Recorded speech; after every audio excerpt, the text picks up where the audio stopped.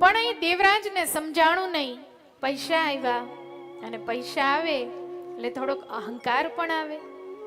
પછી તો દેવરાજે વિચાર કર્યો કે આટલો બધો પૈસા છે, મા બાપને પત્નીને સાચવે, પણ પછી બહુ પૈસા હોય ને એટલે ખીચામાં ઠેકડા મારે, એટલે વાપરવા ક્યાં? એટલે એક દિવસ એક પરસ્ત્રી તરફ એનું ધ્યાન જાય છે.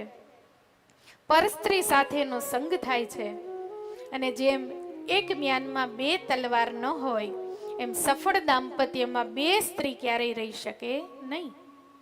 એટલે પછી તો દેવરાજને એમ થયું કે આ સ્ત્રીના પ્રત્યે એટલું બધું એને આકર્ષણ કે પછી મા બાપ ને પત્ની એને વારે ઘડીએ ટોકે કે તમે કોની પાછળ પૈસા વાપરો છો ને ક્યાં જાઓ છો, એ ગમે નહીં.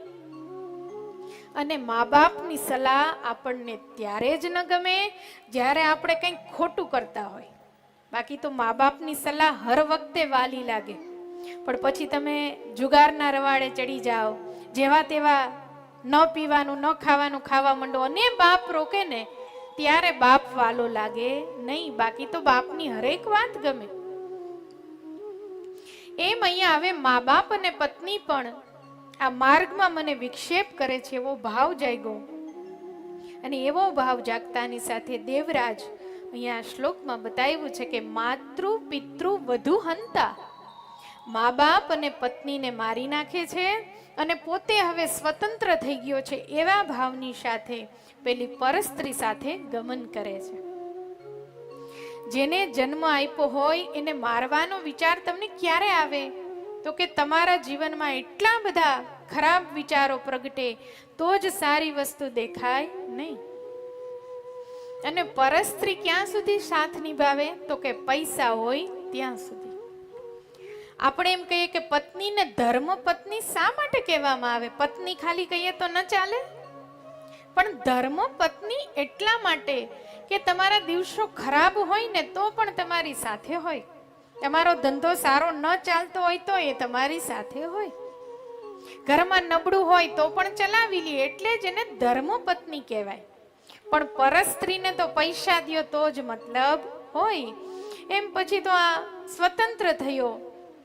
પણ પેલી સ્ત્રીએ કહ્યું કે હવે તું મને શું આપી શકે, તારી પાસે પૈસા તો છે નહીં. પછી એ સ્ત્રી પણ એનો સાથ છોડાવીને જતી રહે છે. ઉંમર પણ થઈ છે. હવે મા બાપને મારી નાખ્યા એનું અંદર ને અંદર ક્યાંક પછતાવો. જેને મા બાપ છોડે એનો દુનિયાનો કોઈ માણસ હાથ પકડે નહીં. પછી તો સમાજે પણ તર છોડ્યો, સગા સંબંધીઓએ પણ સાથ છોડ્યો. હવે એકલો થયો, પેલી સ્ત્રીએ પણ સાથ છોડ્યો. પછી વિચાર્યું કે ક્યાં જવું. એમ કરતો કરતો એક પ્રતિષ્ઠાન નામના નગરમાં જાય છે. ત્યાં દૂર દૂરથી કોઈ મંદિરની ઝાલર સંભળાય છે. કોઈએ કહ્યું કે મહાદેવનું મંદિર આ બાજુ છે. દેવરાજ ત્યાં પ્રવેશ કરે છે.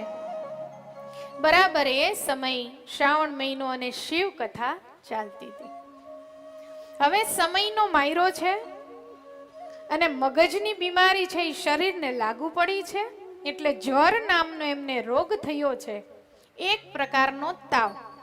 શિવ પુરાણમાં કહ્યું છે કે 108 થી વધારે પ્રકારના તાવ હોય. ટાઇફોઇડ છે, મેલેરિયા છે, એમ 108 પ્રકારના તાવ હોય.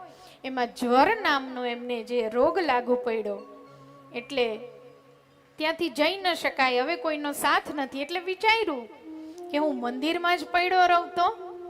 પછી તો એક આવી થાંભલી છે, થાંભલી ઉપર બેઠો છે ટેકો દઈને. શરીર અશક્ત છે, મનમાં ઘણા બધા પ્રશ્નો ચાલે છે. હવે એવામાં અહીંયા મહાદેવની મૂર્તિ લિંગ સામે દેખાય છે. કોઈ વળી પૂજા ચડાવે તો એના દર્શન કરે, અને અહીંયાથી કોઈ વ્યાસપીઠ ઉપર બેસીને કોઈ ભગવાનના મંદિરમાં કથા કરી રહ્યા છે. એટલે જાણતા અજાણતા શિવની કથા સાંભળે છે. હવે એમ કરતા કરતા 1 મહિના જેવો સમય થયો. કથા સાંભળે, ભગવાનના લિંગના દર્શન કરે, બસ પોતાને એના પ્રત્યે ભાવ નથી. પણ ભગવાનની કથા સાંભળે એટલે મન છે ધીમે ધીમે પવિત્ર બને. અને મનમાં એક પ્રાયશ્ચિત થાય છે કે ભગવાને મને બ્રાહ્મણ જેવો અવતાર આપ્યો હતો, બ્રાહ્મણના ઘેર મારો જન્મ હતો, સારા મા બાપ મળ્યા હતા, સારી પત્ની હતી, પણ એ કુબુદ્ધિના કારણે મેં પરસ્ત્રીનો સંગ કર્યો, મા બાપને મારી નાખ્યા. હે ભગવાન, મેં કેટલા પાપ કર્યા છે. બસ એક જ વાર અંદરથી તમે તમારી કરેલી ભૂલને પોકારી લ્યો, પછી બધું ભગવાન ઉપર છોડી દેવું. મન પવિત્ર બન્યું છે કે હે ભગવાન, મેં તો ક્યારેય તારા માટે કંઈ કર્યું જ નથી, પણ હવે મને એવું થાય છે કે મારે તારા માટે કંઈક કરવું છે. પણ કેમ કરું? હવે તો મારું શરીર પણ સાથ નથી આપતું. હે ભગવાન, હું તારી પૂજા કેમ કરું? મને તો ખબર જ નથી કે કેમ તને ભજવો જોઈએ. અને આવો અંદરથી નાદ થયો છે. પણ મન ત્યાં બેઠા બેઠા ઓમ નમઃ શિવાય, ઓમ નમઃ શિવાય એવો જાપ જઈપા કરે. બરાબર મહિનાક દિવસ જેવો સમય થયો. શરીરે હવે સાથ છોડી દીધો છે, એટલે જ્વર નામના રોગના કારણે એ જે દેવરાજ છે એ જ સમયે પોતાના શરીરનો ત્યાગ કરે છે. જેવો જીવ એનામાંથી નીકળો છે, ત્યાં તો યમદૂતો તૈયાર જ ઉભા હતા, હાથમાં દંડ લઈને. કારણ કે આ જીવે આખી જિંદગી પરસ્ત્રીનો સંગ કર્યો, મા બાપને મારી નાખ્યા, પત્નીને મારી નાખી. એટલે યમરાજના જે યમદૂતો હતા એ હાથમાં પાસ લઈને ઊભા હતા, અને દેવરાજ ઉપર જ્યાં પ્રહાર કરવા માટે જાય છે ત્યાં તો ભસ્મ રુદ્રાક્ષ ધારણ કરેલા, માથે જટા બાંધેલા, ગળામાં રુદ્રાક્ષ ધારણ કરેલા શિવના ગણો ત્યાં પ્રગટ થાય છે, અને એમ કહે છે કે આ જીવ ઉપર મારો અધિકાર છે, મારો અધિકાર છે, મારો અધિકાર છે. યમદૂતો પૂછે છે કે આ જીવ તો હત્યારો છે, ખૂની છે, આને લેવા તમે કેમ આવ્યા? તો કે ભાઈ, જે જીવે જાણતા જાણતા પણ જો શિવના એકવાર દર્શન કર્યા હોય, જે શિવે જાણતા જાણતા પણ ભગવાનની કથા સાંભળી હોય, એને લેવા તો સાક્ષાત શિવના જ ગણ આવે, એટલે અમે એને લેવા માટે આવ્યા છે. પછી તો શિવ ગણો ઊભા હોય, એની પાસે કોઈ બોલી શકે? સાક્ષાત મહાદેવ જેવા જ લાગે. યમદૂતો ત્યાંથી જતા રહીએ છે.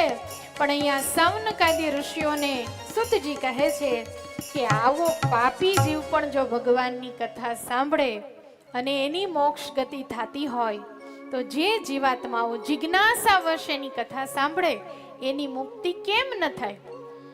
એટલે ભાગ્યશાળી જીવાત્માઓ હોય એને જ કથા શ્રવણનો લાભ પ્રાપ્ત થાય. અને જીવનમાં પણ કથા સિવાયના સમયમાં જ્યારે જ્યારે અવસર મળે ત્યારે ભગવાનનું ભજન અને કીર્તન કરી લેવું જોઈએ.